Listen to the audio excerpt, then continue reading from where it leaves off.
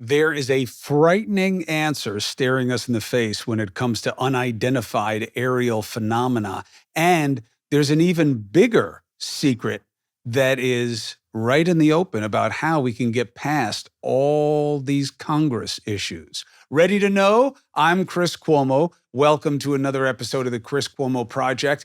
I have someone for you today who worked in intelligence, who worked with both Republican and Democratic presidential administrations and in Congress for both parties. So this is someone who knows the game, Christopher Mellon. If you've been following this issue, you know his name. And he has some very provocative things to say in a wide-ranging conversation that isn't just specific to what are they not telling us about these video images that we've seen that come from the military or from wherever. It's how does government work?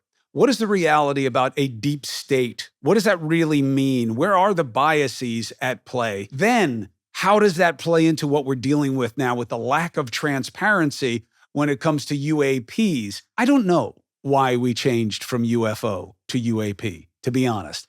I guess it doesn't really matter either, but whatever you want to call them, more is known than we're being told. Why? And how does this feed into a larger understanding about our growing dissatisfaction with Congress? And maybe there's a mechanism that we could put into place that would get more done that matters to your life and mine, and less time devoted to all the nonsense that keeps one party beating down the other. Christopher Mellon about UAPs, what's going on in Congress, what the culture really is, and how it can get better. For real.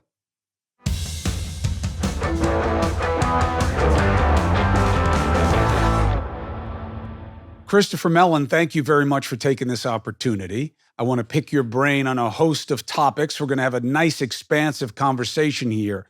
So thank you for your participation. My pleasure. Delighted to be here. So you are a little bit of a unicorn in that you worked in government. You worked with both types of administrations, and that does not happen anymore.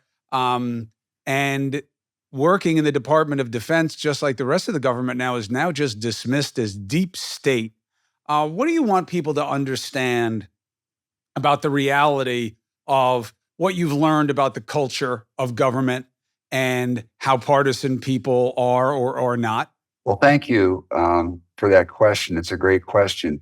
So one of the things that people don't understand when they bring up this deep state issue is that there is a civil service bureaucracy. It can be very sclerotic. There's a lot of inertia, but that affects both parties. There is not a skew against conservatives or against Republicans typically. In my experience, for example, the FBI, which has come under so much criticism, has always been a very conservative organization. The great majority are white male FBI agents who vote Republican, in my experience. So the notion that somehow, there's some kind of conspiracy or some sort of anti-conservative animus, I think is mistaken. I think both parties encounter resistance and struggle to get their initiatives pushed through and supported by the bureaucracy. I've worked, as you mentioned, in both Republican and Democratic administrations, and I saw the same thing in both. And I never detected on the part of the civil servants any particular partisan bias. It was more a matter of resistance to change of either kind, in either direction. The second thing I would say is I also worked on Capitol Hill for members of both parties, Republicans and Democrats. And it has changed distinctly for the worse. When I was first working on Capitol Hill, there were, for example, many more World War II veterans on the committees on which I served as a staffer. And they were more willing to cross party lines. I think they were a little more principled. They did not challenge the patriotism of people on the other side. That was one thing. They were more civil, and there was never a question from somebody like Dole, say, in Inouye, who both lost the use of an arm fighting in Italy against the Nazis. It was inconceivable that either one would question the intent or the patriotism of the other. They would have policy disagreements, but they would discuss them like mature adults. And today we've descended into this pit and morass of people almost trying to dehumanize the other side as though they're all vile and evil. I mean, I hear people say now, the government's trying to destroy private enterprise and they're weaponizing it and so forth. That is a unfortunate and inaccurate narrative. And in fact, the same people that are saying that are also accusing the government of subsidizing private industry too much. So which is it? Are they giving too much money to the private sector for chips and for SpaceX and so forth? Or are they weaponizing it against these companies? You can't have it both ways. So I think, unfortunately, the dialogue has descended into a perhaps almost unprecedented level of coarseness and crassness. And it's highly inappropriate and highly unfortunate. What is the chance that the Democratic Party was able to get the FBI and the DOJ to target a current and then past president in the form of Donald Trump? So here's my impression of this. And I think people who have worked in the intelligence community and worked on Capitol Hill or worked with the FBI generally share this view and this understanding. People have to recall, first of all, that the president's son-in-law and son were meeting with Russian intelligence operatives. The FBI didn't set that up or create that. That was something they were doing. They admitted they were trying to set up a secret back channel to Vladimir Putin. Now, if we had a case where members of Hillary Clinton's family were meeting secretly with Chinese intelligence operatives, and moreover, her campaign manager was somebody who had been working for the Chinese party and taking millions of dollars, I think Republicans would be infuriated if we refused to investigate that. And in fact, that investigation was supported by both parties in Congress. Congress asked for that investigation and asked for a special counsel. And the special counsel was led by a Republican, a lifelong Republican. So, I think President Trump, inevitably, his pattern is he always accuses any group or organization that appears to be critical of him of bad faith and, lies, et cetera, et cetera. And I think people should really try to reflect on that a little more instead of just immediately leaping to the conclusion that that's the case. It feels good, There was though. one FBI agent who, when they asked to go through all everybody's emails, they found one FBI agent who hated Donald Trump. There's no evidence he did anything to skew the investigation, but he clearly he was using government phone. He was expressing his private opinions. FBI agents are allowed to vote. They're U.S. citizens. They're allowed to have private opinions. If you had done the same thing to FBI agents under the Obama administration, you would have found a number of them who hated President Obama, but they were doing their jobs. Right.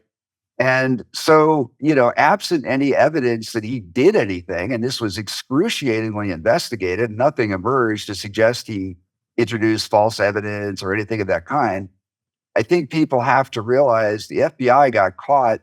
They were asked to do something that they didn't want to do, but needed to be done on behalf of the country, making sure that foreign nations are not compromising the White House is an extraordinarily important national security mission. I would add that in the last, say, 30 or 40 years, it's another thing people don't generally know.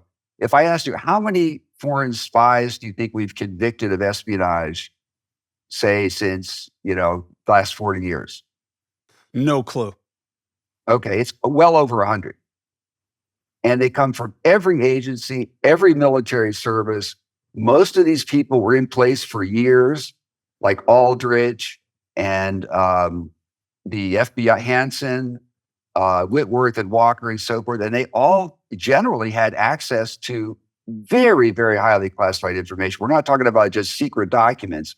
We're talking about cryptology, how to break the U.S. codes of the U.S. military, for example, or top secret code word compartmented information, or in Ames's case, the actual identities of every spy that we had in the former Soviet Union. And those people were executed. So espionage is a serious threat, and we've got to investigate that when these kinds of concerns arise. And the FBI did make mistakes. I think that's absolutely fair and appropriate to point that out. But I don't think that they were motivated by any kind of an anti-conservative bias. I actually gave a talk at a graduation ceremony for an intelligence program at a local college. And an FBI agent and his wife came up to me and I said to these people, you're going to find yourself in your career, you may, as these FBI agents and other people are, in a very difficult position of having to speak truth to power and, do the right thing. Just tell it like it is.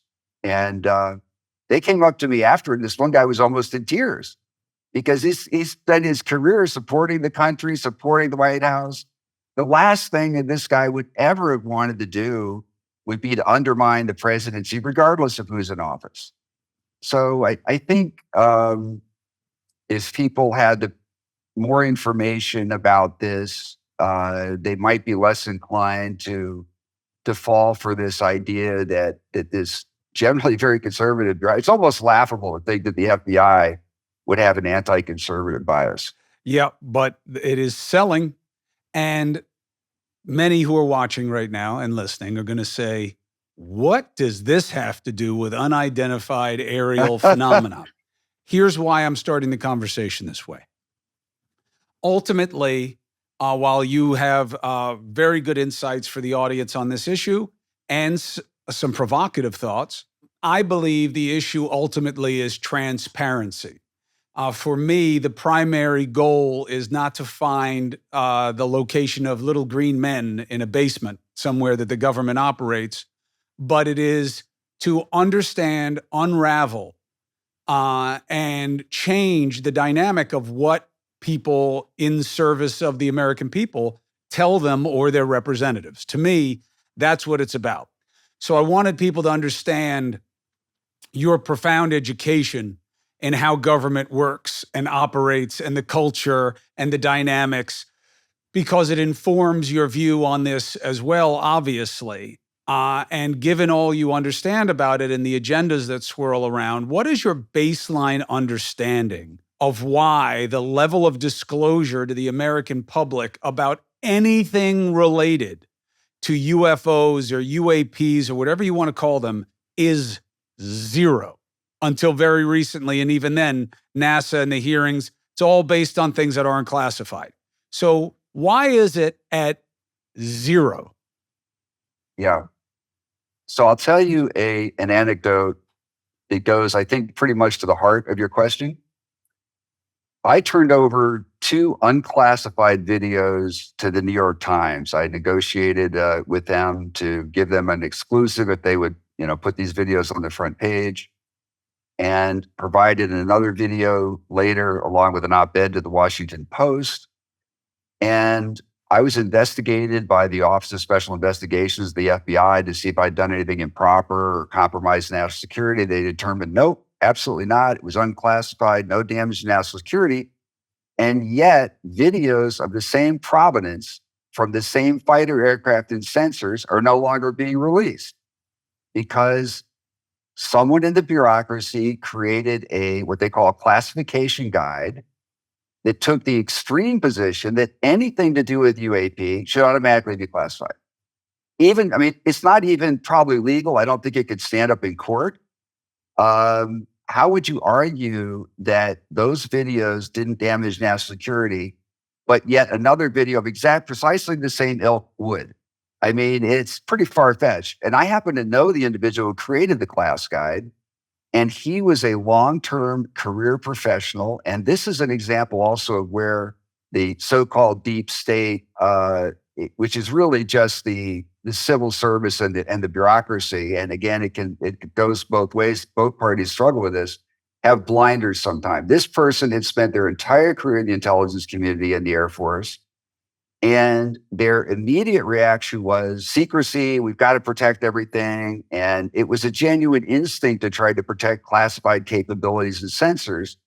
But even that individual now admits he overreacted. And at the time, I argued that this was inappropriate. They were, privately, they were going too far, but that was the classification guide they approved.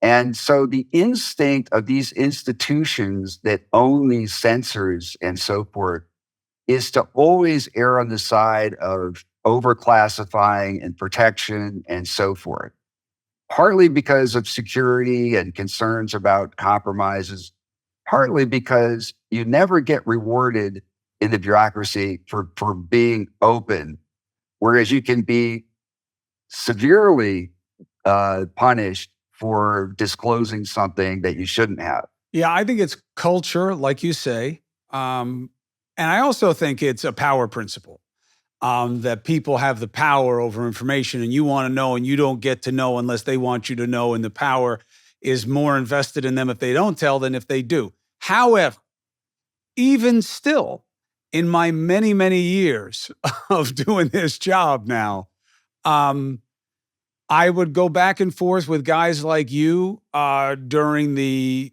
deep dish days of the war on terror.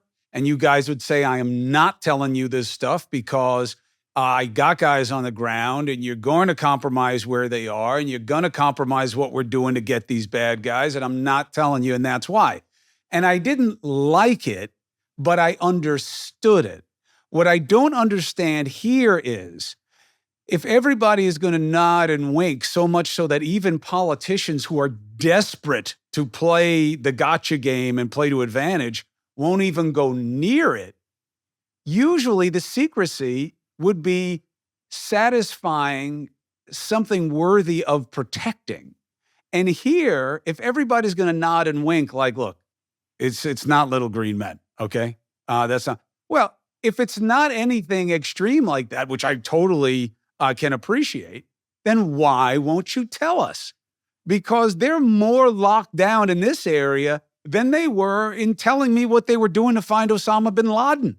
I knew more Yeah. about that than I do about this. I don't get it. Yeah. So let me say a couple things in response to your question. First of all, you're absolutely right about the power. Classified information is almost like a currency in the bureaucracy, and they hoard it and then they exchange it and trade it. I'll give you access to this, maybe if you do X and Y. So it happens, in 9/11, the problem was not lack of information being provided to the public. It was lack of information sharing between FBI and Right. CIA. Right.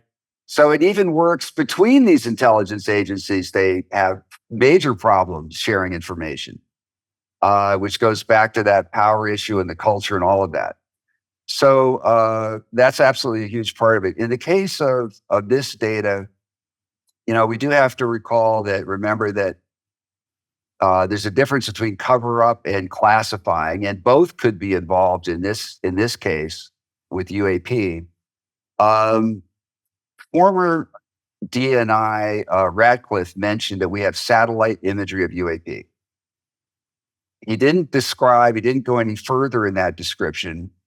I think if that information were released or characterized, it would go a considerable way towards helping the public and the scientific community better understand what we're dealing with.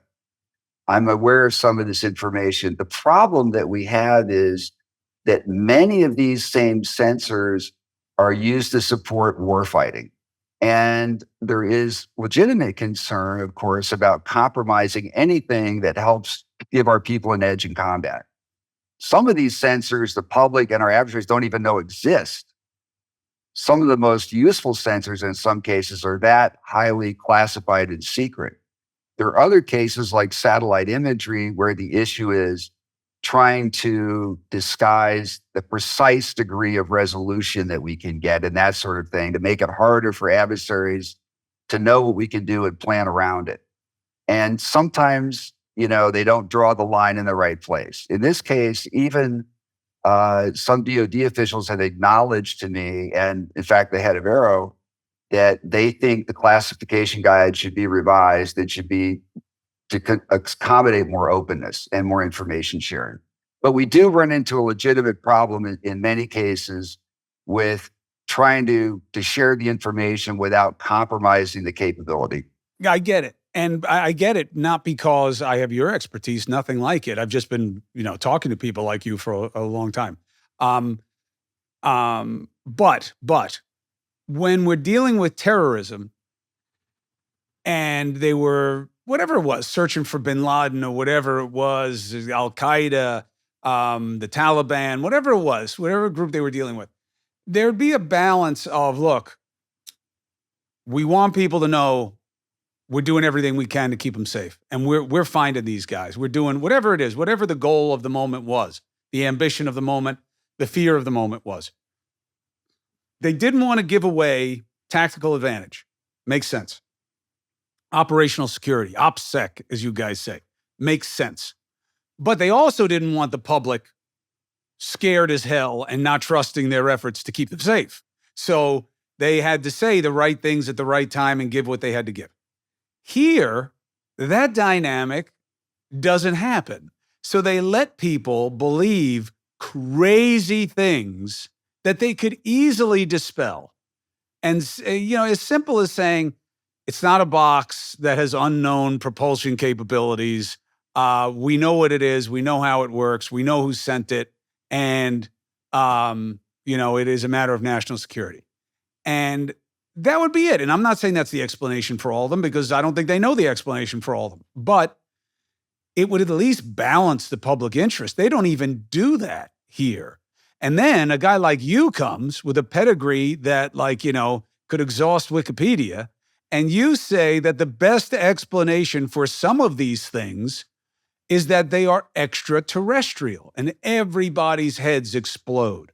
Why do you believe that? And what did you want people to take from it? Well, so I've not taken the position that any of these things or specific cases are necessarily of extraterrestrial origin, but there are cases like the Nimitz incident where I don't know how else to explain it.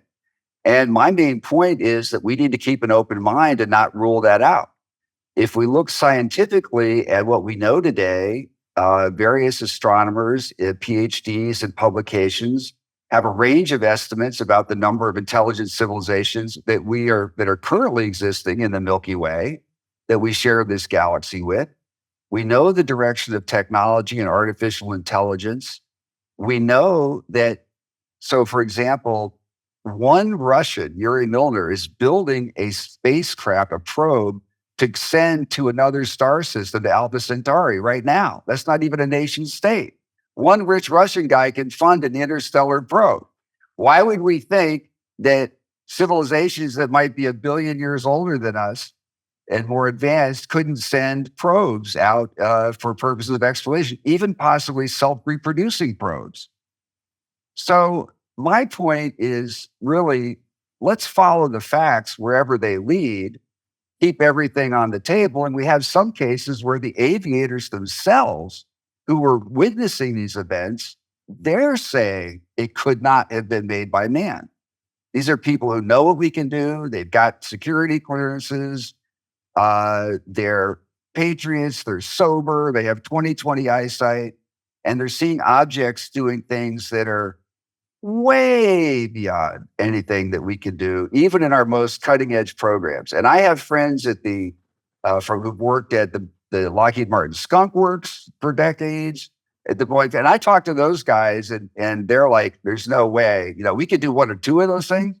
We're talking about craft that are descending in a vertical line in a couple of seconds from 80,000 feet to 20,000 feet, hovering, instantaneously accelerating to hypervelocity, hypersonic speeds, without friction, without plasma, without breaking the sound barrier. I mean, a lot of stuff that is utterly baffling and so far beyond what we're capable of that you're trying to find a hypothesis that fits the facts. And unless you just dismiss it as being fake and made up.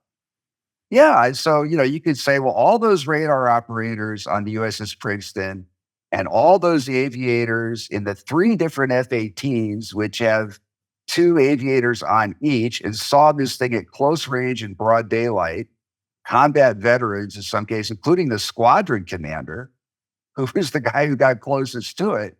This was an enlisted guy in the Marine Corps, got served on a carrier, decided he wanted to fly fighter jets, went back into the military, became an officer, got a college degree, became an aviator. You're talking about, super gung-ho, patriotic, hardworking Americans here. We're not talking about crazy people. Right, who are all either duped or dumb, or they're completely hyper devoted, and that's very, very unlikely.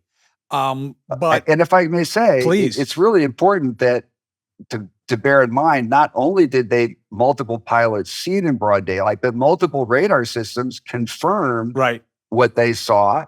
And then there was an infrared video of the object on top of it. So we have, maybe 10, 15 witnesses, all US military. There's sensor data that confirms it and so forth. So I think what I'm saying is of course, there's a possibility that somebody else's space program has found us in an infinite universe. This universe is so strange and so bizarre and so immense. Why would we be surprised if we encountered intelligent machines from somewhere else? Prize Picks, largest independently owned daily fantasy sports platform in North America. Why battle thousands of other players? Well, got pros in there, sharks. You can just pick more than or less than on 2 to 6 player stat projections. If you're any good, you watch the winnings roll in. Prize Picks is simple to play.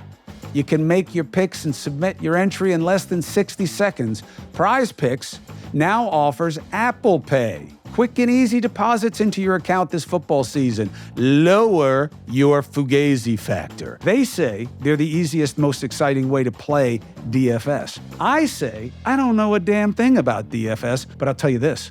I can use Prize Picks. I went on the site. I could pick a player from 2 different sports and 2 different positions, whatever it is. And all I'm doing is me against the numbers on whatever the projected performance is in a specific category, and I make my picks. So hear me now, believe me later. Go to prizepicks.com/CCP. Use the code CCP for a first deposit match up to $100. Again, prizepicks.com/CCP. Use code CCP for a first deposit match up to $100. Here's something you may not know. Indeed, that's the hiring platform to use. Attract, interview, hire, all one place. Who says? I'll tell you who does. Talent Nest, #1 source of hires in the United States. Oh, how many? Good question. 3 million businesses use Indeed worldwide.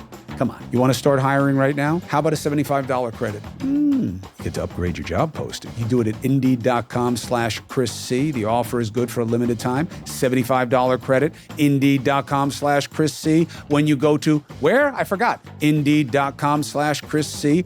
Indeed.com/Chris C. Terms and conditions apply? Always. But if you need to hire, you need Indeed. The entire issue to me, again, it's about transparency. It's about what we accept and what we don't and on what basis. And it's interesting to me what a kind of lens the issue is. Like, I'll have people mock that I cover this, okay? Because I could be spending more time on Donald Trump's obvious efforts to destroy the democracy, including stealing confidential, classified, whatever you want to call it, to distribute that we now know he was using it as like notepaper.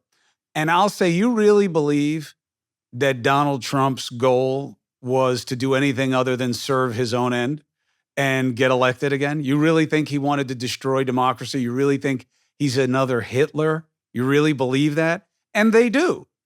They'll say, yeah, I look at all this, but you mock the notion that we may not understand where these aircraft come from. That you mock, but you totally are invested in the fact that he's a Russian operative.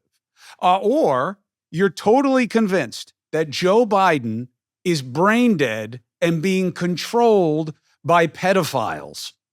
That you believe because of something you saw on Alex Jones, but the idea that there could be other life in the universe you find preposterous, but you believe in God. I am a Christian by choice.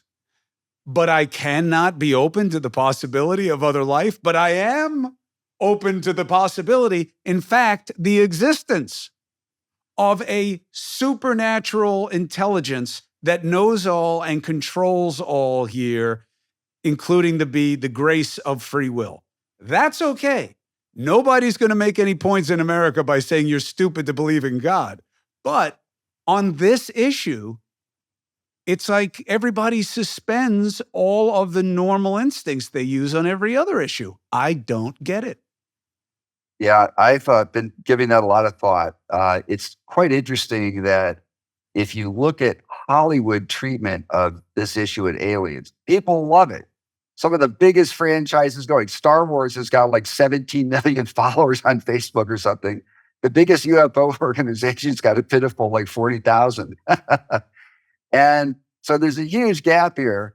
And I asked myself, what explains that? And why don't more people share my interest in this, given it's an existential issue? There's nothing that would be more transformative and no greater discovery that we could make than finding out that some advanced civilization is actually operating in proximity to our planet, right? So why is that? And I think looking back historically, and it's hard to find any perfect analog, but we always have, every group has, every ethnicity, tribal group, sort of a sense of superiority in the world of the universe is about them. The Copernican revolution was a shock that we're not the center of the universe.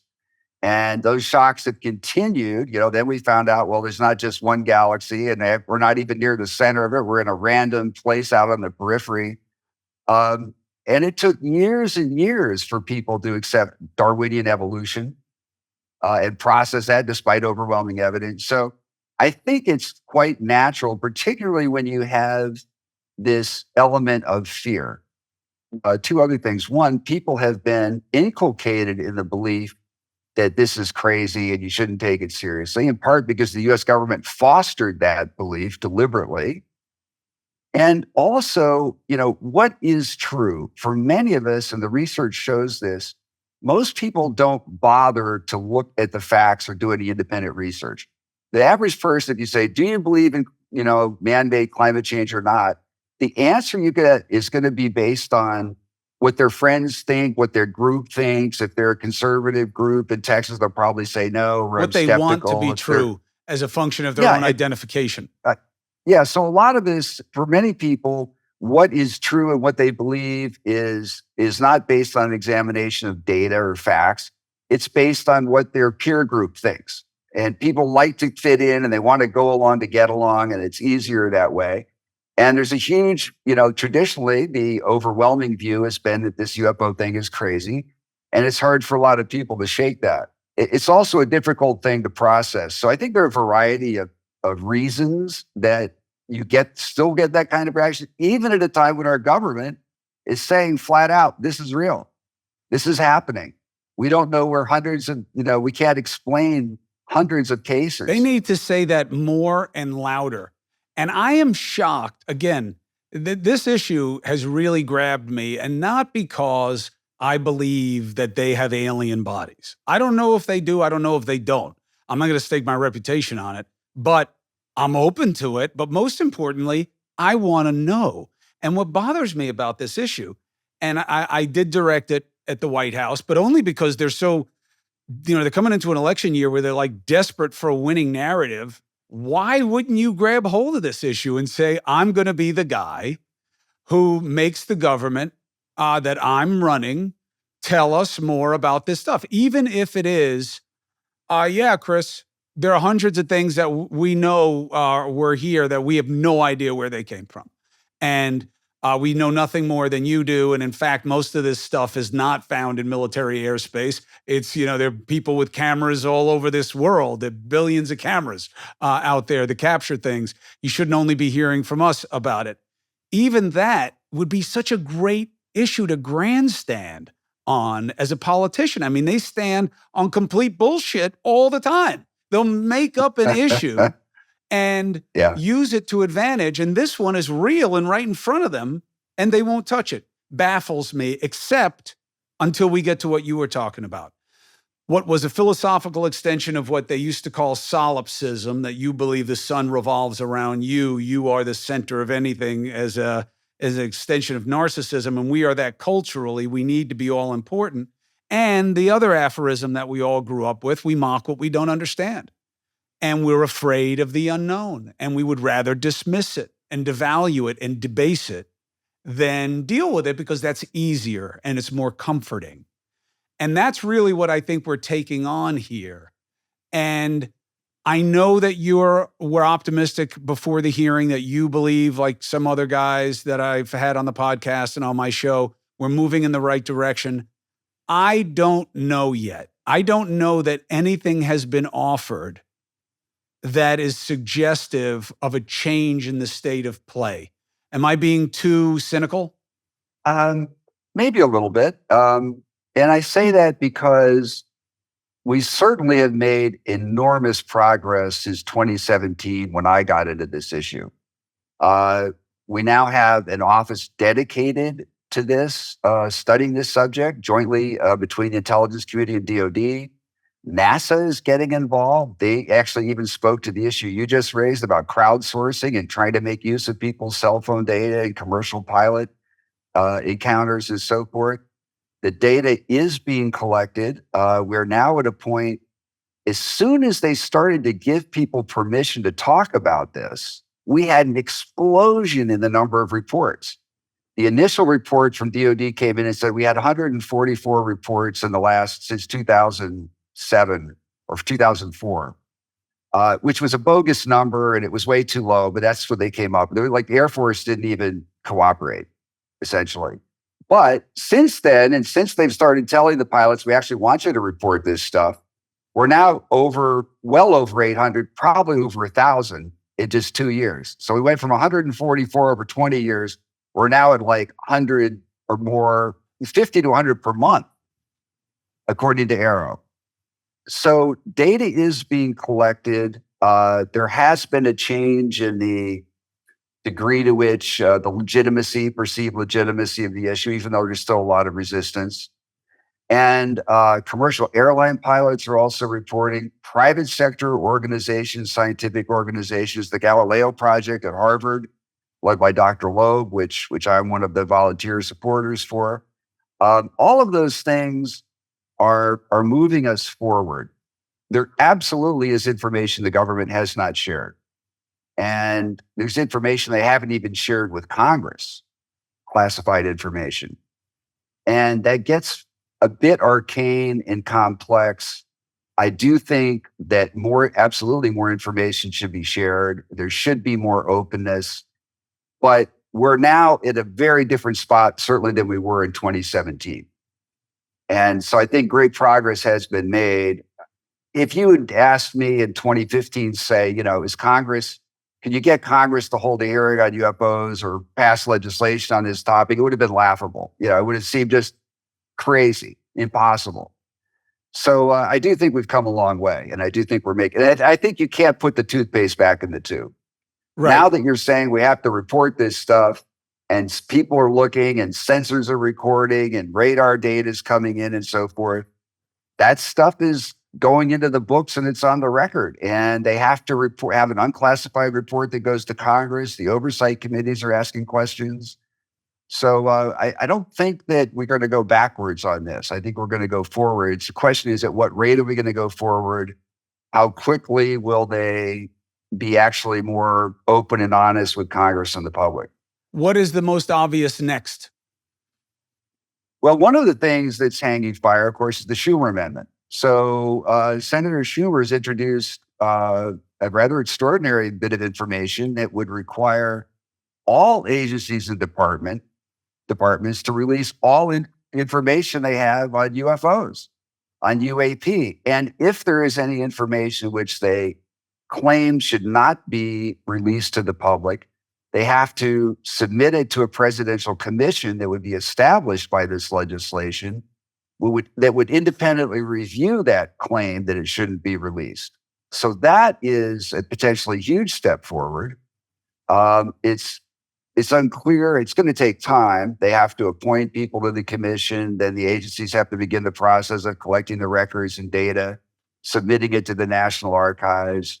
And then that commission is going to have to engage in a sort of step-by-step process of reviewing individual documents or categories of documents, satellite data from 20 years ago when our capabilities were much less versus satellite data from last year and all sorts of things like that. So it's going to take time, particularly for the classified information, the information that they want to retain and not release to the public. But we might see a great deal of additional insight into what the government actually has and knows as a result of that legislation. So that's probably the next big step item that's on the agenda. Will they get through conference? Will it be in the bill signed by law by the president? I think it will. I love ExpressVPN. I use it because we have to protect our personal information.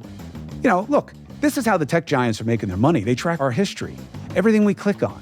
Okay, they build a profile on us. You have a conversation with your friend, all of a sudden you start to get ads. It's not a coincidence, all right? And then they sell off our data. ExpressVPN, the app on your computer or phone, the software hides your IP address from third parties. Makes your activity more difficult for companies to trace and sell. And look, that's the game here. So today's the day you get the VPN that I trust to protect my online privacy, which is everything. Why? Big bad tech.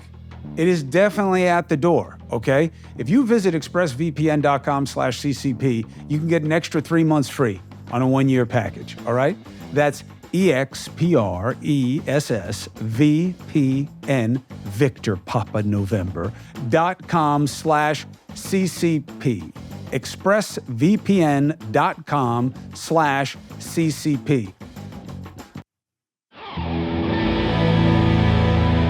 That takes us back to where we began, and something that's very interesting to you that you wrote an op-ed about recently, something you'd like to extend as a mechanism to help government get out of its own way and get back in the business of progress instead of problem exploitation. And you see it working as a model in an area of government agency work that started with dealing with what's called base realignment and closures. So what you do with military bases, which are a big deal in politics for those of you who don't know, because they're a big pork game on one level for politicians. They want them in their base, but then they like to attack them in other people's constituencies. So what did you learn about the BRAC, or however you say the acronym, that dynamic, and why you believe it could be greatly or be extended to great effect in Congress? I think it not only can be, but most likely inevitably will be, because it may be the only way we can get out from under this crushing debt that is politically viable. So let me start at sort of the 10,000 foot level and drill down a little bit. Extinction is the norm historically for species, nations, corporations. You avoid extinction by adapting to change. The world is changing at an unprecedented rate, and many of the problems and challenges we face are more complex and technical than ever before. Global warming, AI, many different things. Since the Constitution was ratified, our legislative process has become sclerotic. Money has become an overwhelming influence in elections, but we can't pass campaign finance reform. Partisanship has spun up, and social media has exacerbated that. We have party line votes now, and we can't come to grips, it seems, with our biggest, most pressing challenges. The beauty of this process is what happened was after the Cold War, or as the Cold War was winding down, DOD had a lot of bases they no longer, in locations they didn't need them, and they didn't support the war plan.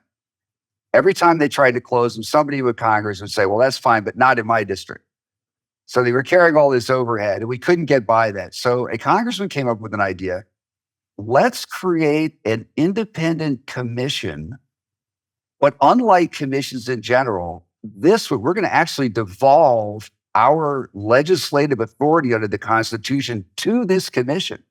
their recommendations will automatically become the law of the land unless vetoed by the president or overridden by Congress.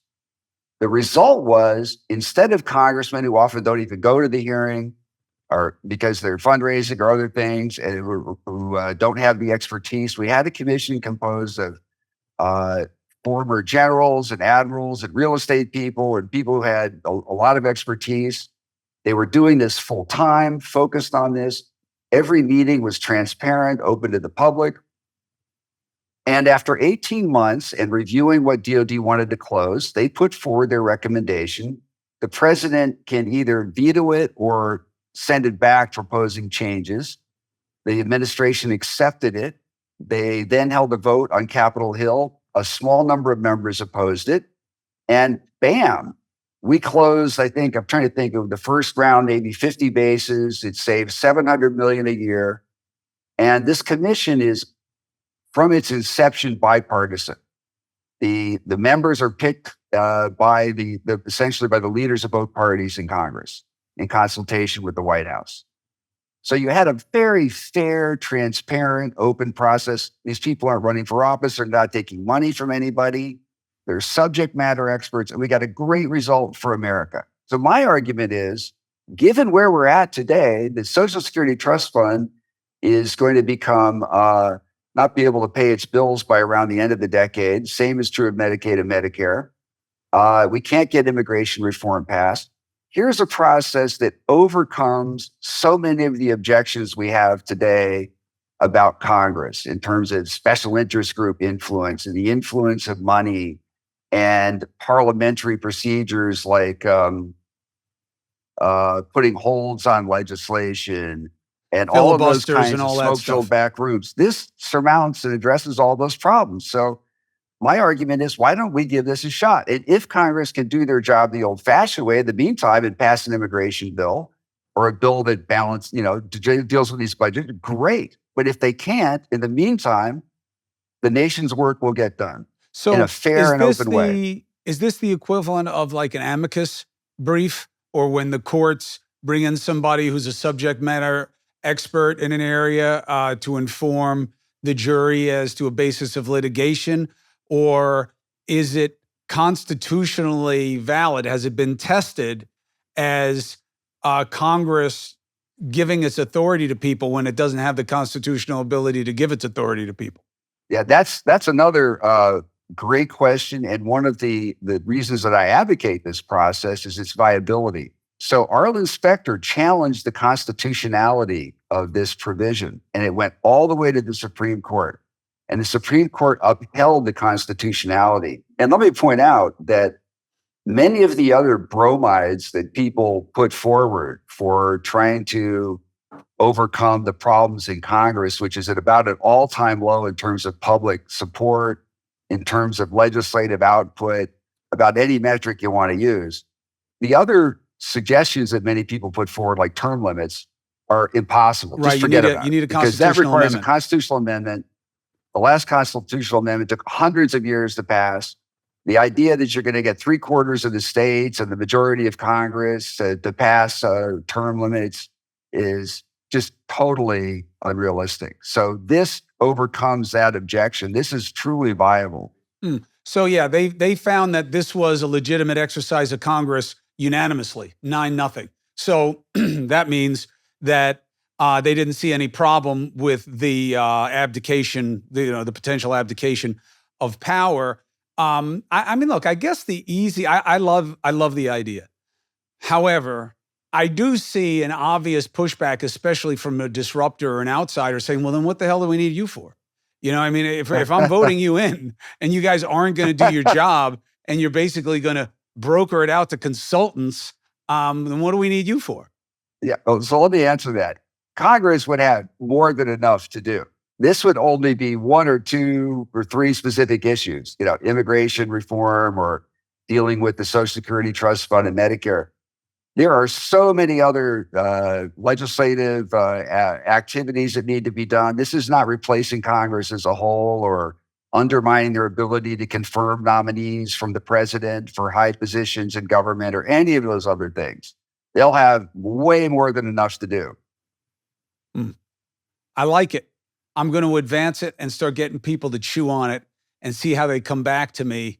It'd be interesting. I would think that the lawmakers, it depends on who they are. If there's somebody like Matt Gaetz right now has like magically become relevant in that party again, which is one of the best comeback stories I think I've heard of recently, to the extent that it's accurate. And he's like, yeah, McCarthy promised us a vote on term limits. What would that do? I know that that's how we start a constitutional amendment process, is that one of the branches of Congress puts it forward as a proposal. But if that's what he's thinking, that's where it dies. I mean, you're not going to get a supermajority in Congress, and you're not going to get 75% of state legislatures, not in our lifetime. I don't even think we could No, get that, as I often say on the podcast, for the name of the country. And people think I'm joking, but I'm not. You don't think that the left would grab onto the idea of naming this country after Amerigo Vespucci? You don't think that guy was guilty of a lot of the same stuff that they're hanging Columbus for now? So the point is, we're not getting constitutional amendments, not these days. we're And not going this to is get an them on interesting anything. And it mechanism. also goes to the gun control issue, because there's this great fear that somebody's going to pass an amendment that, takes away our people's right to bear arms. And that's not going to happen. There may be all sorts of restrictive legislation passed, but you're certainly not going to see any constitutional amendment on that. This is a great idea. And the conversation all goes together. We need better transparency. We need better mechanisms for deciding how the people's work gets done, whether it's legislation, taxes, or disclosure. And again, I don't know any issue that is more susceptible to scrutiny than when it comes to unidentified aerial phenomena. Because if you don't have a big, bad secret that makes it worth keeping, then you have no basis for all of this confidentiality that has fueled all of this, fervor and anxiety and just energy in society that we don't need, that can be dispelled. Christopher Mellon, thank you much for explaining, relating, and advocating for what will get us to a better place, not just on this issue, but as a society, because the more we do to embolden ourselves as a nation, transparency, efficacy, the better off we'll be. So thank you. Thank you for adding to the stew, my friend. Well, thank you very much for allowing me to speak on your show and advocate this. I hope this idea will get into discussion. Many people are already advocating a commission to deal with the budget issues, but they haven't gone so far as to recommend a BRAC type commission that actually has authority. Yeah, it's a huge distinction, though, because giving a bunch of suggestions to Congress doesn't leave you in any different place than you are right now. They don't need the ideas. They need the decisions. Most commission studies just go on the shelf and gather dust, but this process actually delivers results, is tried, true, tested, and constitutional, open, and fair. And, I think people's dissatisfaction and distrust is understandable. So why not provide an alternative that is open and transparent and bipartisan and addresses all those issues? That's my argument. Yeah, and you'd get people who actually know the stuff better, because you'd get absolutely. You'd get And when we talk about issues like AI and so forth, I mean, Congress, really? Yeah. You think that they understand how these things work? The average member? No, they don't. I don't want Lauren Boebert and AOC deciding what happens with AI. All right, Christopher Mellon, thank you very much for adding to the stew. Very provocative questions and even a chance at some solutions. So thank you very much. To be continued. My pleasure. Thank you.